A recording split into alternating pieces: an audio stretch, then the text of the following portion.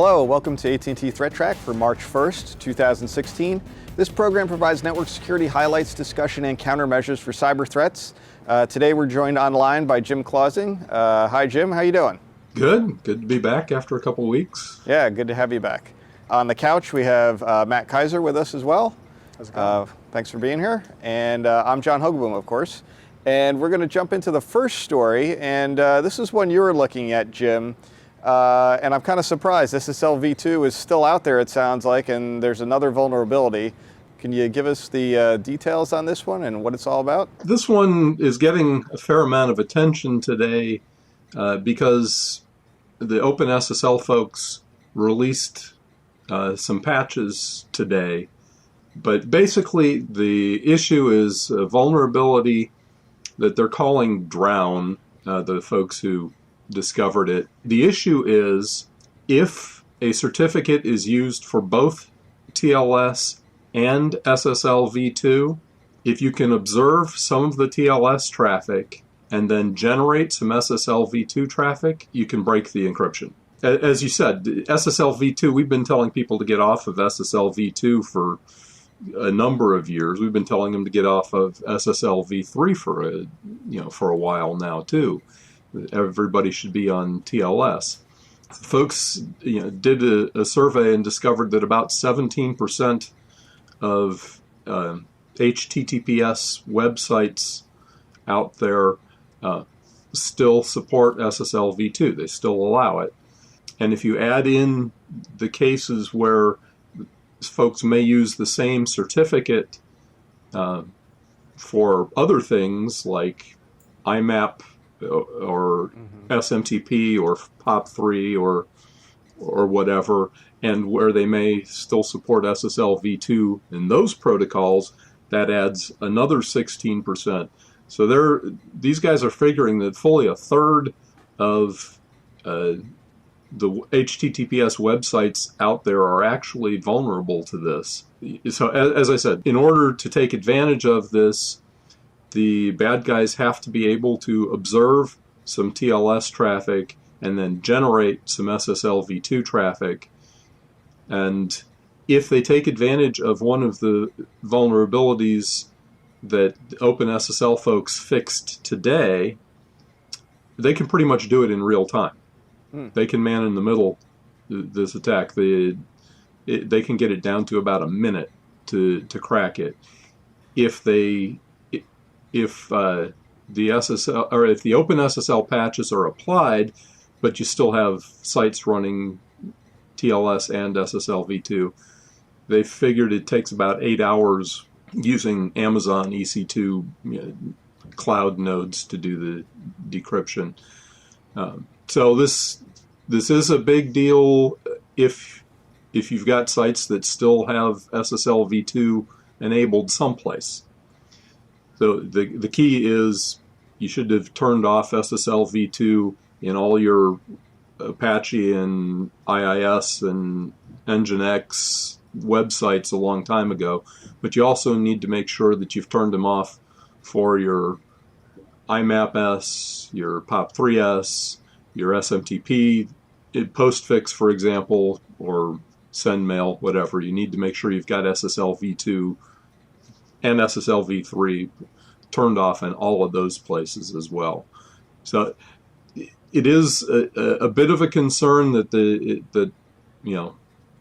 a third of the websites out there might still be vulnerable, but if you've been vigilant at turning off SSL, or if you can get in there and turn off SSL, it's not something that you really need to panic about. You just need to make sure you've got it configured properly to turn off those old obsolete encryption protocols. So that's an interesting one, and you did make a good point there about other services besides web traffic. So that's something that people need to be conscientious of. It's not just your web servers that could use SSL, it could be your POP-S. And I guess the thing I was thinking about with this one is this really is something that site owners need to do something with.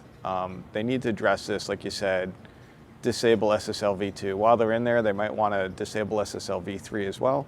If you can, It's not going to break anything. Hopefully it shouldn't. But I was also thinking in my head, what if I was just on my browser if I just said, tried to do some mitigation to not talk to servers that support SSL v2, but that might actually not work in your favor, because it sounds like, and we did a quick study really quickly here before the show, like you said, there's 17% of servers out there still support SSL v2, and a quick, looking through Shodan showed us some over 2 million servers, 1.4 in the United States. So there's quite a density of them still out there. I didn't really inspect them to see what they are, but I think more the more notable sites probably do not have this enabled still, SSL v2, so you're probably okay there. But yeah, the other thing though, the right hand side of that graphic that we've got up there though is, even if the website itself only talks TLS, if they share that certificate with an SMTP server that allows SSL v2, it's still, you can still break it. So that's the key part, is you need to turn it off everywhere. And if you're sharing the same certificate, which some folks do, they use the same, they buy one certificate and they use it for their website and for their mail server and for their POP server or their IMAP server. You need to make sure it's turned off all three places, because if they can observe the TLS traffic to the web server and then generate the SSL v2 traffic against the SMTP server, they can still get the keys so they can break the TLS encryption. Now, my understanding is that this doesn't expose the key stored on the server, but it does expose the key used for the session. It's a padding oracle attack. Did I understand that right? That's my understanding, but I haven't made it all the way through the paper. But that's the way I read it too. Okay. But it is one of those types of vulnerabilities where the attacker would need to be able to inspect somebody else's traffic, which is not necessarily trivial, but there's certain places where that could happen more easily. In Wi-Fi hotspots and things like that, you could be coerced to go through something, or if it's an open and not even encrypted Wi-Fi, it might be visible to a sideband person also on that Wi-Fi. So that's where I would be cautious, I guess. Hotels, all places to be especially careful about it. Right. All right. I wonder if somebody could make like a little widget that would just show me if the web server I'm currently at supports SSL v2. I'm sure somebody has something like that for Firefox. It'd be interesting to know, am I at a web server where it should get patched or something? Well, I think some of the browsers, maybe it was just Chrome, I think some of them stopped supporting certain certificate security levels. I don't remember who does what, but I have noticed that as well with, I think Firefox is one of those ones where they were doing something to stop you from talking to certain older versions of SSL and whatnot. But yeah, they were certainly, we talked about this last month sometime, they were, that all of the browsers are starting to, not accept certificates that were using SHA-1. All right, so slightly similar but slightly different to what I was saying. Okay. Interesting one. So a good one to keep an eye out for. Again, I think this is more of an awareness thing to people. If you manage servers and services that use SSL, take a look and see if you're still supporting SSL v2, because you probably don't need to. Most modern stuff doesn't need to use these old encryption schemes. So right, and apply the patches from the OpenSSL folks that came out today. Right. As I said, that without those patches, the attack can be done in pretty much real time, as opposed to taking 8 hours. So the patches will slow things down, even if you still have SSL v2 out there. Right. Okay. Good advice. All right, thanks. So the next story that we have is one back to you, Jim, where you were looking at regarding ransomware and WordPress, but it wasn't exactly like I expected it was going to be. It's a little twist on this one. Can you tell us about it? Yeah, this one, I saw a couple of stories about this in the last week or so. Basically, CTB Locker was a family of Windows ransomware from 2014 that never got all that big. It never got as big as CryptoWall or anything like that, or Locky or any of those. It was kind of unique in that it did its command and control through Tor. Well, it kind of had vanished from the scene. All of a sudden, in the last couple of weeks, the folks who did CTB Locker have come back in a big way. There is a new version for Windows, but the one that got my attention and that we're going to talk about a little bit here is what the creators are calling CTB Locker for websites. And basically, what's going on here is they are compromising some WordPress sites. Now, how they're doing that, they're finding some other vulnerability there. Either, it's unpatched for one of the recent security vulnerabilities, or it's a bad plugin, or somehow getting into the WordPress sites. But once they get in there, they install this CTB Locker for websites, which basically replaces the index.php or index.html, the home page, with the splash screen, hey, we've got your website. And then via a post request, it goes, some PHP scripts start walking through the website and encrypting all of the pages. Yeah. And in order to get it back, you have to pay 0.4 Bitcoin if you do it within a certain amount of time, or it doubles up to 0.8 if you waste too much time. And you can obviously then, if you pay the ransom, they'll give you the key to unlock, which is again a post request that goes through and then decrypts them all. It's even got the index.php that they replace with that says, hey, you've been hacked. Even has a little chat window where you can chat with the guys who have taken over your website. But it encrypts it using AES 256, so it's not something trivial to crack. This is serious encryption. It's not Joe's encryption function that he threw together. Right. And they don't keep the keys on the server. They may still be in memory, as long as the encryption is going on, but it's not hidden in a file. So if you do get it hacked, you shouldn't be paying the ransom. Hopefully you've got good backups, and hopefully you test your disaster recovery processes. But yeah, this was a twist in that it wasn't just a website where that was distributing.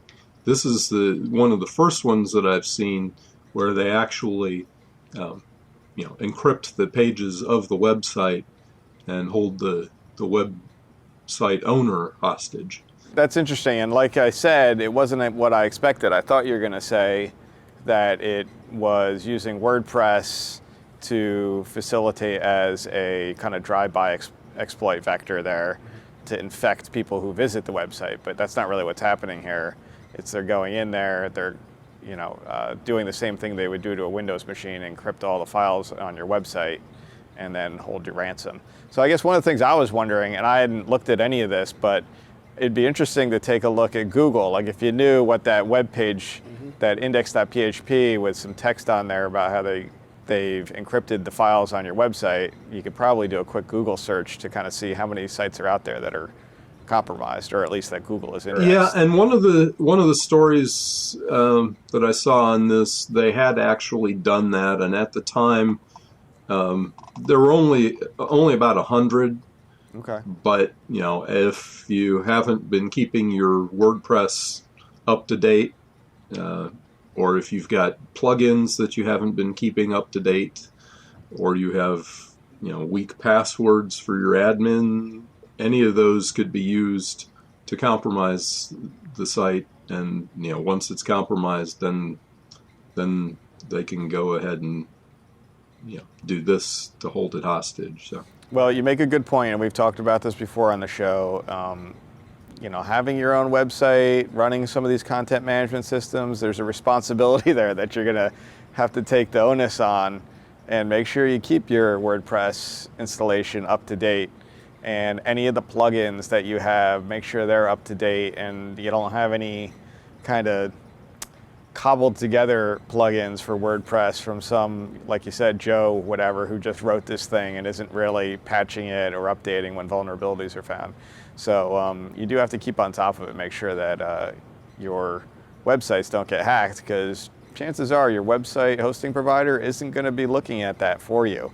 So don't think that, in general, I don't know who does and who doesn't, but in general, I think most do not do any kind of checking to see if you've been compromised or not, or trying to prevent that from happening. So you do need to keep on top of your own software that you're running on there. Right, and keep on top of your backups. Yep. Yeah, absolutely. And test to make sure that your backups are actually backing up. Like, make sure you got a good copy on a regular basis. So it's good to exercise that procedure every now and then to make sure that you're just not assuming that it's been backing up for the past 3 years and you didn't really check and it hasn't been. So it's always good to make sure that's really working. So the next one is, it's book review time. So we talked about at the beginning of the year, maybe at the end of last year, that you were, Matt was going to try to give us a review of a book once a month, and you've got another one that you've read. So what's the book this month? So this one is Hiding from the Internet by Michael Bazzell. Michael Bazzell, people probably know him best as the technical advisor to Mr. Robot, which is one of our favorite shows. Yeah. But he's also written a number of books. He teaches courses. The one that I read before this was Open Source Intel Techniques, which was great, and it teaches you how to find people on the internet and all sorts of sources that you can use for that. This is sort of the counter book to that first book. Knowing that this information is out there, how would you prevent somebody from finding you? And it's not just, people who are paranoid, people who are public figures or people who get doxxed by groups like Anonymous, who have an interest in getting their personal details off the internet so people can't find them and use them against them. So I took that as my, if I were somebody who were famous enough to worry about this sort of thing, what kind of steps would I take in order to keep myself off the internet in terms of a presence? Right, having some kind of like profile on the internet, right, or your digital footprint, I guess they would call it, right? Mm-hmm. Right. So the first part of the book is probably the best eye opener, and that's doing a basic survey of what is there about you. And people probably have Google searched themselves before. That's part of it. There's a number of data broker companies out there that you can request information from. They don't necessarily make it easy to get that information. Mm-hmm. So the first chapter is basically a list of companies, and here are the interfaces to each one. Some have websites, some have phone numbers, some have email addresses. Some of them require you to print out a form, fill it out, and mail it to them to receive the information. It's a lot of work. Mm-hmm. So, well, they probably purposely make it difficult, right? Well, their bottom line is that they make money off of having this information about you and building a profile. So I can understand why they would want to make it hard for you to find out and then remove yourself from that database. There's a whole section in there about removing yourself from these databases as well, and that is just as onerous as getting the information in the first place. Mm-hmm. The book has differing levels of difficulty, and I'm going to be upfront. There's a new version of the book that just came out in January. This is the second edition. The third edition is just out. I haven't read that one. Okay. But based on the table of contents that I saw on Amazon, it looks like there's some new revisions, and maybe I'll have to grab a copy of the third edition. Right. Well, I imagine it's probably always evolving, right? Absolutely. Yeah. It's an ongoing sort of, maybe a struggle, I'd use that word. Right. Yeah. So there's chapters in there that are probably appropriate for most people who have a casual interest in being less findable on the internet, using, maybe if you want to use Tor or Tails when you're browsing, mm-hmm. maybe you want to set up secondary accounts for certain things, maybe you don't want to always use your primary email address, and you can set up a forwarding email address with several anonymization services. Those are things that most people can do. If you really want to get yourself out of the big databases, it's a lot of work, and it's a lot of it's a lifestyle change, I guess is the right way of saying that. Right. Because, and it gets into what I would say are probably gray areas for some people. Providing fake information, I mean, I grew up as a kid in the internet age. I know most people, when it asked, how old is your what is your age? One of those age gates, for the new video game. I would always say I was born in 1970, but creating new personas for yourself is addressed in this book, and that's sort of a decision I think most people will have to make, whether it's worth it for them to start using white lies or maybe larger than white lies in order to remove themselves from this internet presence. There's some interesting tricks in there. I would encourage people to read them to see what some of these are, because they involve different legal structures, different tactics you can use if you want to create. Apparently you can create a credit card, like a duplicate credit card for your existing account for some providers, just by asking and saying, this is the name I want on it. I want Joe Nobody on the second card. It'll have the same number but a different name, and that's sort of tied to your. It's tied to your account. You can use it the regular, but it'll sort of provide a branch of information. And that's another interesting thing about the book, is they talk about disinformation as, if you can't get rid of it, if there's no way to convince a company to take your information offline, changing or creating alternate versions of that information is another option. So one of the things that the author talks about is using magazine subscription sites. If you go out for mailings and I want to have a free copy of this magazine or free copy of this magazine, you can sort of feed slightly differing information. So maybe you want John T. Hogoboom for this one, and John P. Hogoboom for this one, and James Hogoboom for this one, and you can start associating them with your address, and then it provides some chaff, I suppose. Right, so and you probably would be able to tell, if you keep good records, if I use, John T. Hogoboom for this one, and now I start getting a bunch of junk mail to that one, I know that those guys gave up my address probably, or however. No, that's actually mentioned in the book, which is an interesting technique. So, if you want to subscribe to Better Homes and Gardens, John B. Hogoboom is the one for that one, where you use the first letter or something like that.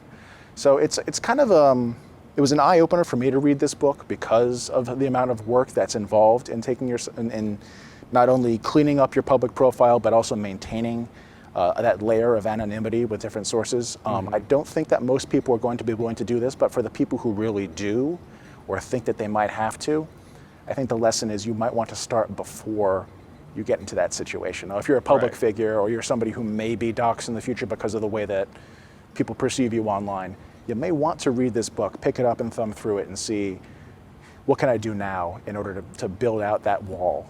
Right. So does he mention anything about other third-party services that I could go to and say, hey, I want you to go, clean up or do this for me? Because it sounds like it's a lot of work, right? I wonder if anybody's started up a business based on that. What you learn from here is that it is an ever-going, it's a constant battle, a constant struggle to do it. And I think services to do this, I'm not aware of any, but I think that they would do very well, even if all they did was buy this book and then provide the actions that are outlined in the book as a service to somebody.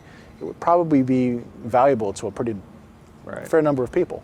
And does it talk about things beyond just your internet presence, but like you mentioned mail, how to control some of that aspect or get off of these lists and whatnot, where you get all this junk mail all of a sudden, and or like the phone stuff, where, what do they call that database, where you want to get off the do not call me list or whatever, that stuff, which doesn't seem to work very well, but I still get phone calls. But in any event, does he address any of that other type of kind of peripheral stuff? There's some interesting stuff, and I personally assume that if it's in a database, the database is on the internet. It's probably not a true assumption, but it's close enough to reality.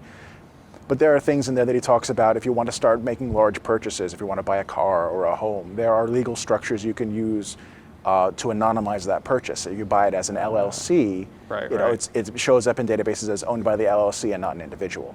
Things like that are discussed in the book. Okay, interesting. Yeah, I've seen people do that on occasion, so interesting. And things like setting up a post office box and setting up yourself a Google Mail account, a Google Voice account, for phones. So if you want to have a phone number that you give out widely, and then it just becomes a voicemail box where you can sort of screen who talks to you, you may want to do that. So. Okay. Oh, it's interesting. I hadn't really, it's so hard to kind of, once you're, like us, we work in the internet space so much that having zero digital footprint is not a reality, unless, like you said, you really work hard at it. Well, and that's another thing that I was thinking as I was reading this, that I'm reading it for the show, And there are how many videos with our faces in them on YouTube with our names? Never be able to. And it's you can do so much. I don't know that this book is going to completely wipe your existence off the internet, but it will at least allow you to make decisions to control it. Right. I think is the right way to make that statement. All right, cool. Well, it sounds like a good read, and I guess people should check it out. So thanks for bringing that to our attention. All right, so let's jump into the internet weather, and there actually is something interesting in the internet weather this week. We'll talk about it a little bit, but it's not on this particular chart.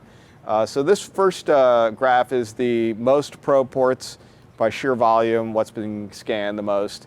No big surprises here. As usual, 23 TCP telnet is at the top. 53413 UDP, which is the nettest router vulnerability. We've talked about it on the show quite a bit.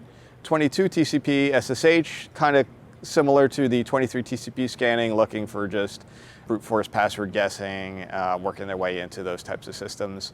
1900 UDP is a simple service discovery protocol that usually attempts to identify reflection points that they can use as part of distributed denial of service attacks. 443 TCP is your HTTPS.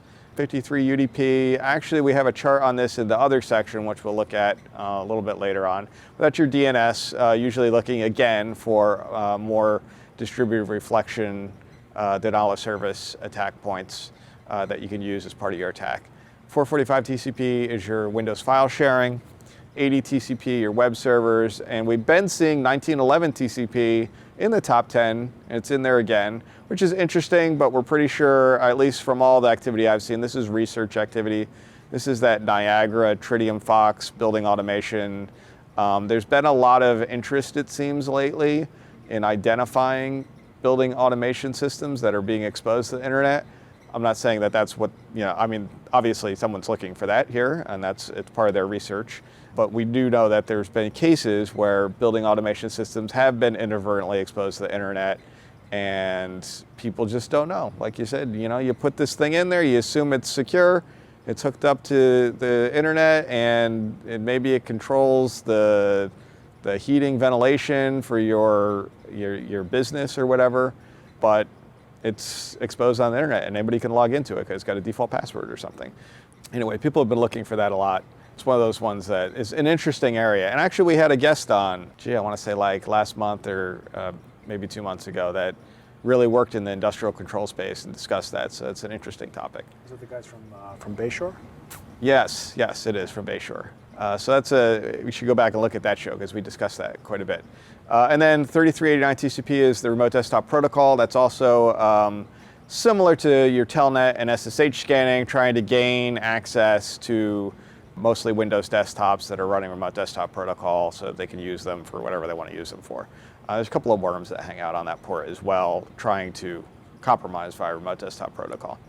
So I just have one picture here for the probing activity, and it's a long one. It's a 120-day picture of the nettest router activity. And what I kind of wanted to show here is to the left of the big spike, it really was kind of low. We're seeing maybe 50 million per hour scan flows it was peaking at.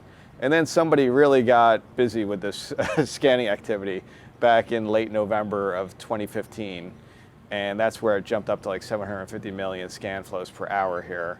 But since then, you've got a botnet that's kind of been scanning here off and on, and it's kind of been a steady trend. It's a little bit of an upward tick, but maybe it's kind of leveled off at this point over the past, I would say, February timeframe. It seems pretty level. But there's a lot of devices scanning here, it seems like. Well, obviously, it's in the number 2 slot, even in the scan sources.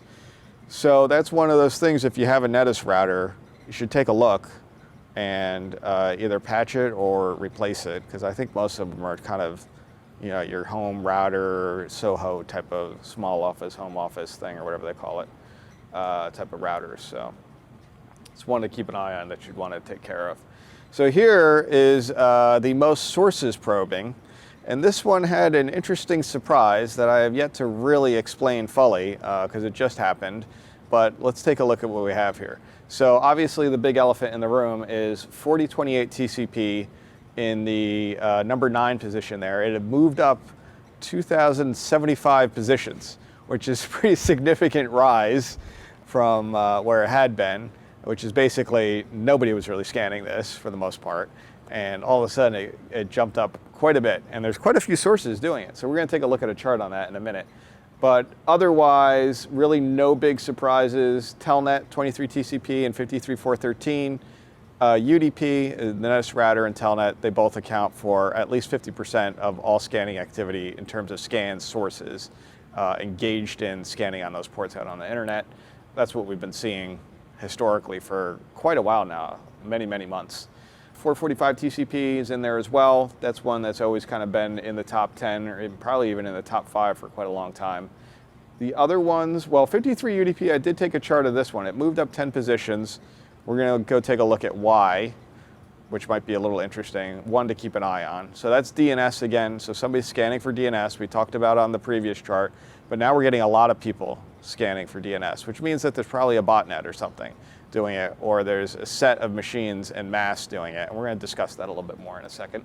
27015 UDP is probably benign because that is the Valve Steam gaming port, which can kind of manifest itself to look like scanning when it's not always. Although, like I think we discussed, it can be used in reflection attacks, but I don't know that we would actually see it being used that greatly because I don't think it gives you a lot of amplification, but I haven't really researched it fully. So let's take a look at the elephant in the room, 4028 TCP. So this is an interesting one. You can see to the left of the chart here, this is a 15-day picture, so it's a pretty short time frame.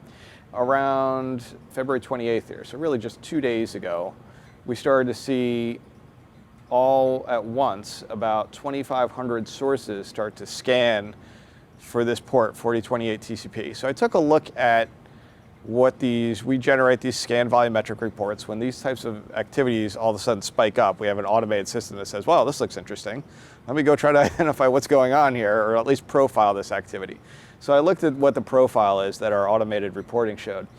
First of all, Brazil, Philippines, Thailand, and Iran, which I thought was interesting, are the 4 countries that have the predominant amount of this activity in terms of these 2,500 scan sources we're seeing per hour. We're going to take a look at that as well, a geographic chart of it. The other interesting component here is the scanning is in blocks of /16 net blocks. So I gave you a little example on the picture here. What that means is if they're going to scan, or at least the way we see them scanning, if they're going to scan 127.127.0.0/16, they're going to basically do .0.0 and go all the way to 255.254, scan the entire /16, and then move on to the next one, I guess. So whoever's issuing instructions to this botnet is doing it in /16 blocks. I see all of them are doing it exactly that same way, which is not normal. I mean, I shouldn't say it's not normal. It's not what we usually see. So usually it's very randomized. They just all kind of scan all over the place.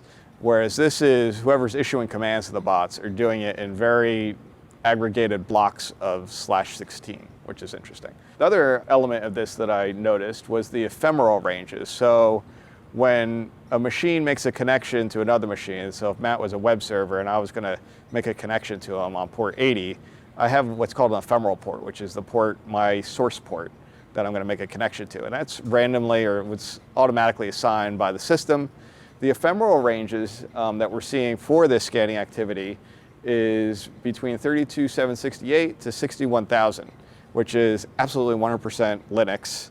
It's some Linux variant. So that's another interesting component. I also reference in the chart here, if you're not familiar with Team Cymru, they have a website and they actually have a nice chart of ephemeral port ranges. So I thought that might be interesting to viewers to go take a look at that because it kind of shows you what ranges different operating systems will use for their ephemerally assigned ports when they make connections, which can help you identify or fingerprint when somebody's connecting to you or you're looking at this type of scanning activity, what type of operating system it is. I guess the last aspect of this is that you had found some reporting, and I think there might be something to this. It's a little speculative, but Matt had dug up that back in 2014, it was suggested, I think on a SANS article, somebody had done some research that there was some 4028 TCP scanning, and it was tied to Light Hydra, or Hydra, I can't remember, which is, it is an embedded Linux botnet kit, right, so to speak, in layman's terms. Might be related, I don't know, but what I can say is it fits the profile, right? We've got these Linux embedded devices. I'm pretty sure they are embedded devices of a Linux nature, what we're seeing here. So it's possible that it's Hydra is in play, but it's not like I tried to really dig into the scan sources that are doing this, but some of the things are aligning there that it's probably something like that. Here is a picture of the geographic snapshot of what we see. So I grabbed 1,105 addresses from one of the scan reports that we had here. You can see that there's some definite concentrations in Brazil here. US is very light, which makes me think that it's some sort of home router or something that is deployed more so in these countries than it is in the US or even Europe maybe. But I don't know what that is yet, so maybe we'll find out as the weeks or months unfold here. Maybe other people will do some research and figure out what's going on here. Iran is another hotspot, which I thought was interesting. We don't typically see a lot of activity sourcing out of Iran from a scanning nature or in general. Not certainly botnet related, or at least not in my recent memory have I seen any. So I thought that was interesting. As well as Thailand here is the other bright yellow spot of concentration. Then Philippines is another bright concentration here as well.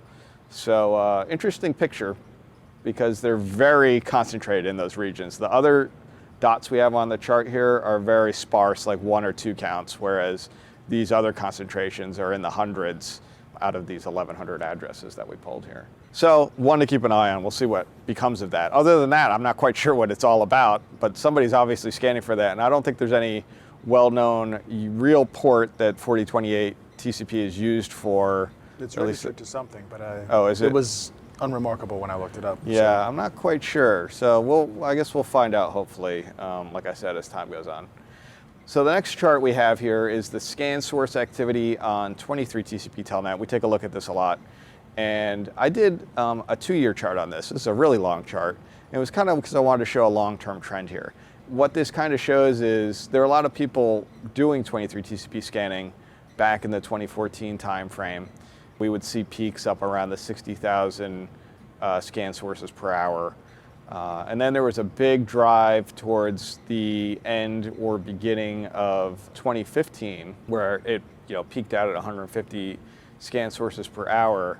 But then it's really turned into this very steady drive where you've just got this continuous scanning from like April of 2015 onward until today, where you just got a very persistent, regular amount of scanning. Which makes me think that there's probably, we know that from our investigation, we've seen it's a lot of these home routers, security camera DVRs, these Internet of Things devices, Internet of Insecure Things devices. So they're probably acting as opposed to someone telling them as a botnet, I want you to go scan this range now, and you go scan this range now. It's probably more of, hey, you guys just keep scanning and just keep doing it forever and report on to me what you find out. So, because it just is a very continuous type of activity here. It doesn't really seem to, rise and fall down to low levels. It just stays at a pretty relatively high level all the time. And then we did talk about DNS, 53 UDP jumped up 10 positions in the chart. This was one that I had to take a double look at because it's kind of interesting. You can see a couple of things in this chart. First off, February 23rd, and this is only a 15-day picture, by the way. But in February 23rd, you can see that there was an elevated kind of scan, a little hump here in the chart, but it's very low. It's kind of hard to see because we had this gigantic spike, I guess, yesterday.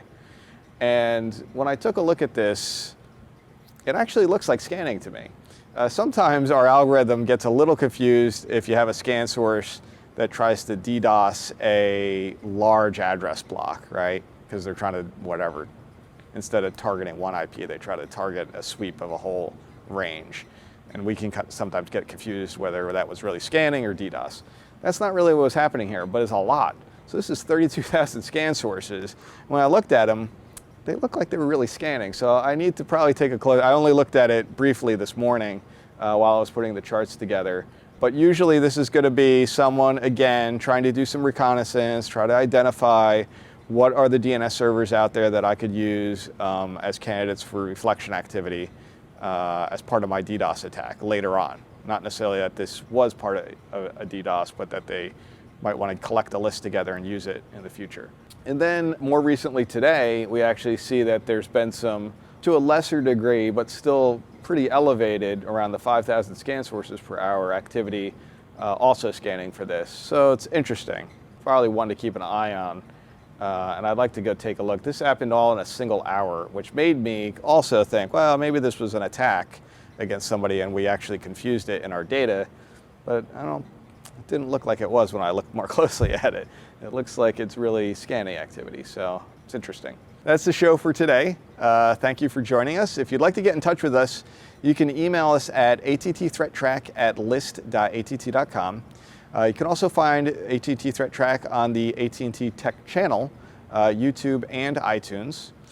Please follow us on Twitter. Our handle is @ATTSecurity. I'd like to thank you, Matt.